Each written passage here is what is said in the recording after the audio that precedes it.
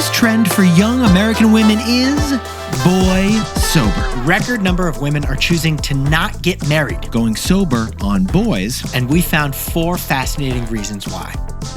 Yetis, you know Jack and I are big fans of 18th century British literature. Jack, can you please read the opening line of Jane Austen's novel, Pride and Prejudice, from 1796? It is a truth universally acknowledged that a single man in possession of a good fortune must be in want of a wife. But Jane Austen doesn't say anything about a single woman being in want of a good husband. Here's the news. Women don't want a good husband, a bad husband, or any husband these days. That's right. A record number of women are saying no to marriage. It's all part of a new trend called boy sober. Here's the hero stat from the Aspen Economic Strategy Group. The share of American women ages 18 to 40 who are single was 51% in 2023. That's up from just 42% in the year 2000. And that's a big change. Oh, another big stat from a 2023 Pew survey. Just 52% of American women said that marriage was important to living a fulfilling life. Well, that is down from 70% just 4 years earlier. So 2 big stats from 2 robust surveys. Women are fine being single. They're not looking for marriage these days. It's not dry January. No. It's dry Manuary. The new lifestyle choice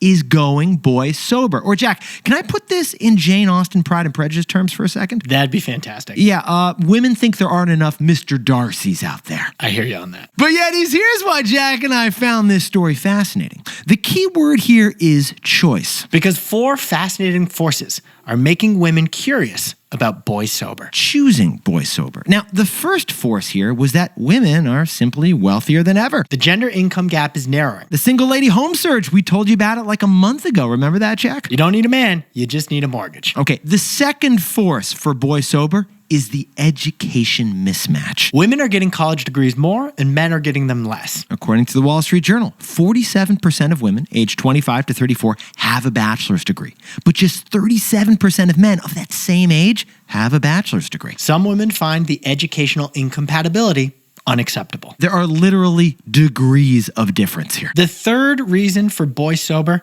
is the political divide. Now, this is a pretty new one, but the difference between men and women politically has never been wider. 39% of young women in America identify as liberal, while just 25% of young men do. Yeah, it's hard to get married when you're arguing over immigration policy at the dinner table. So from an overall economic perspective, women are not satisfied with the supply of men right now. Yeah, simply the compatibility between the genders is shrinking. In fact, over half of single women believe that they are happier than their married friends are. Wow, but Jack, we should point out that this story reflects also it's a challenging moment for men out there. Not easy to be a guy these days in a lot of ways. Men have fewer economic opportunities than men from previous generations did, but they may feel the same societal expectations to be the breadwinner for the family. But Yetis, despite all those 3 macroeconomic reasons, we noticed a 4th reason why more women are going boy sober. And we think it's highly relatable. So Jack, what's the takeaway for, as Beyonce would say, our buddies who are single ladies, all the single ladies over there? Dating apps have broken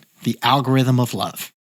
Yetis, the Wall Street Journal did a story on this entire boy sober phenomenon, and they cited a whole bunch of those economic statistics. All those macro factors are making women choose no to marriage at increasing rates. But besties, there is one variable that we noticed in the interviews with boy sober women that there was no data on. They all have frustration with the dating apps. Yeah, every woman in this Wall Street Journal piece had Tinder fatigue, as we call it. Here's one quote from the article. Dating apps are the only thing you can put 10,000 hours into, but end up the same place where you started. Honestly, that quote said it all to us. That's like one of the key reasons we decided to do this story. They could have mastered the piano instead of wasting 10,000 hours on Tinder. And ended up in the same place. Besties, this generation of Tinder-fatigued, unsatisfied women, they are simply done with the swiping. Look, if Mr. Right shows up spontaneously, great.